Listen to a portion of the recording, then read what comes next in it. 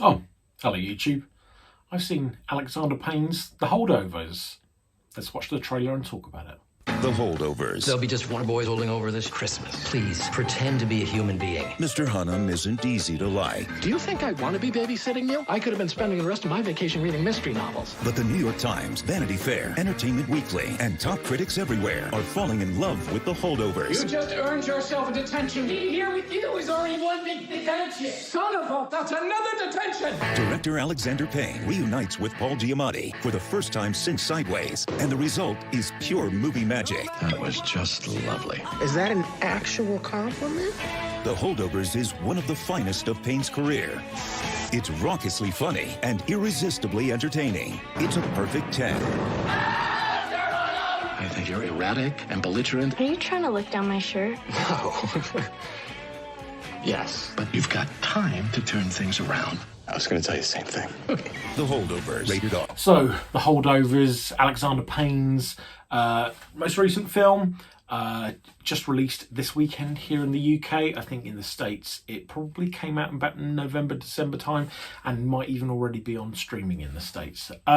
So Alexander Payne is a filmmaker I kind of like, but I rarely go back and revisit his work. I remember when Sideways, when that came out in about 2004, that was a film that I liked a lot. About Schmidt, I liked again. I've never really gone back and revisited it.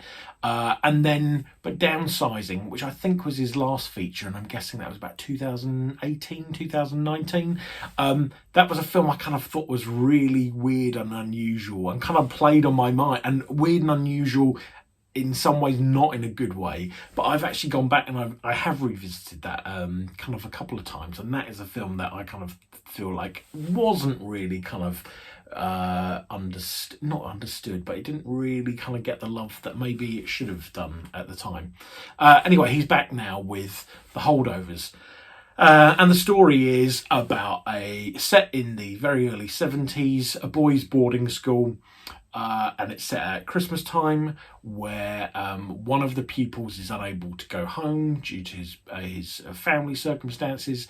He's looked after by a teacher at the school, played by Paul Giamatti, and one of the cooks at the school, played by, I've forgotten what her name is, Divine Joy Randolph. So, and the young lad in this is played by Dominic Cesar, who I think was very good in this, and I don't think he starred in anything else. So that's the story.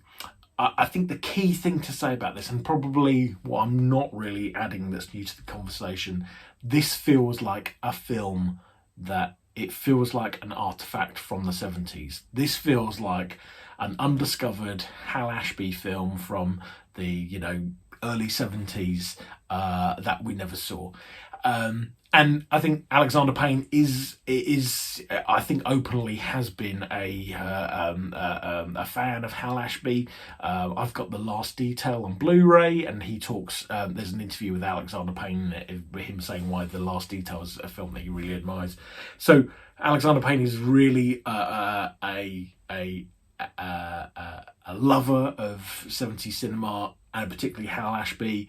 This very much feels like him trying to do him doing a Hal Ashby film from the early 70s. And he obviously knows that he's doing that because, from the one thing, he uses The Wind by Cat Stevens as a needle drop in this. And for me, you can't use that song set in the 70s in this film without thinking about Harold and Maude. Probably the film that Hal Ashby is the best known for. But, this isn't just the film. This isn't really just an exercise. It doesn't feel like it's just an exercise of him trying to do something that's very period. This film really does stand on its own 2 feet. So let's talk about this 70s aesthetic. They've added loads of film grain into it to make it feel like it's from the 70s. On the audio track, there's lots of pops and squeaks as if it's been recorded in old school magnetic tape. Costume design, hairstyles is kind of, again, feels very much of the time, as well as obviously the production design, as well as the locations that they choose. It's set at Christmas time. You just get these big kind of snowy landscapes in what I'm guessing is northeastern seaboard of America, kind of like Boston, New England kind of area. That's where it's set, and so those locations kind of feel very kind of sparse, and they don't really kind of reek of somewhere that's connected too much to kind of the world. So the locations of this really make it feel like it's part of the 70s as well.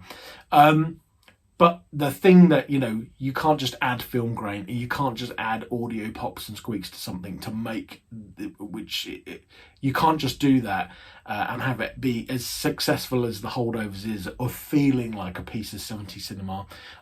Because what he does is, there are loads of long dissolves that we don't really see much in cinema.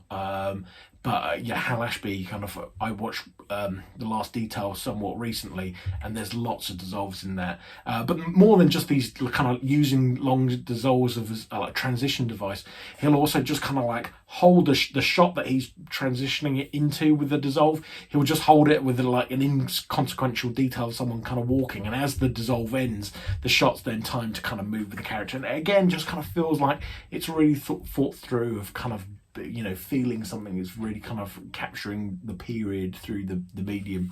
But like I said, the film kind of really stands on its own 2 feet. I think it's probably been classed as a comedy, and definitely is something that is very funny. But I think you should go into this knowing that it's more of like a dramedy, a drama in equal measures to the comedy, really. If you're expecting kind of a real laugh riot, it's not that. It's just a very kind of sweet and charming drama, is I think the best way to describe it. And the other thing, so this is really kind of about the characters, these kind of 3 individual characters of the pupil, the teacher, and kind of the cook for the school. And it's about how they've all got their own little kind of personal kind of traumas, maybe isn't the right word, but their own things that they're dealing with as they go through, and it really kind of nicely kind of weaves that out of each of the characters and intertwines their stories together in a kind of a really kind of satisfying way. And again, harkening back to Hal Ashby in the 70s, the ending to this, like The Last Detail, is, without giving away too many spoilers, is incredibly bittersweet, and you'll really kind of be caring about the characters when you get to the end of this kind of like journey they've gone on together through the story. This is kind of, it got a lot of it was on a lot of top 10 lists last year, and I can definitely see why. I really enjoyed this. I feel like this is a film I very much will kind of want to put on when we get towards the end of the year, and we're in that, I wouldn't say it's a Christmas film, but very much it captures the Christmas period very well in terms of about going to parties, and the build up to Christmas. Christmas Day itself been a bit of a lull, really, but then kind of the the excitement of up to New Year's and New Year's. So I kind of feel like it's a film that definitely I'll want to watch kind of around the Christmas period. And then, I guess the last thing to say is, this young guy, Dominic Caesar, never seen before in anything before. He's great in this. He does this combination of being a smart-ass teenager, but is not annoying and is not a dick. And I think it's a combination of, it's a really well-written part, but I think the way this guy plays it is great. What else to say about it, really?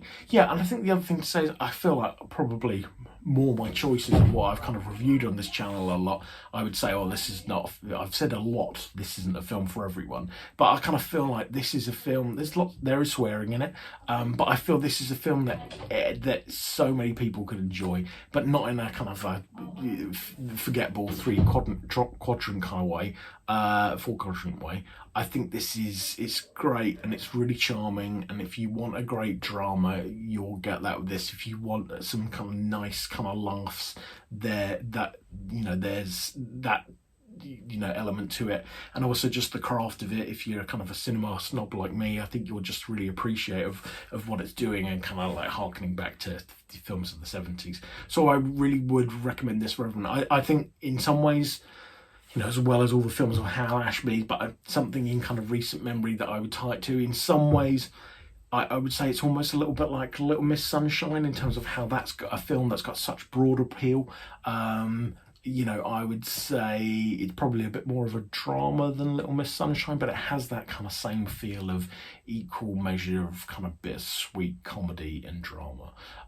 So The Holdovers out now in UK cinemas, and yeah, in the States I think it's been out for a while, and I think it's streaming on Peacock in the States. So if you see The Holdovers and you enjoy it, comment down below. If you've seen it and you didn't enjoy it, comment down below. If you've seen something recently that you think should be covered on the channel, comment down below. All right, have a good one. See you. Bye.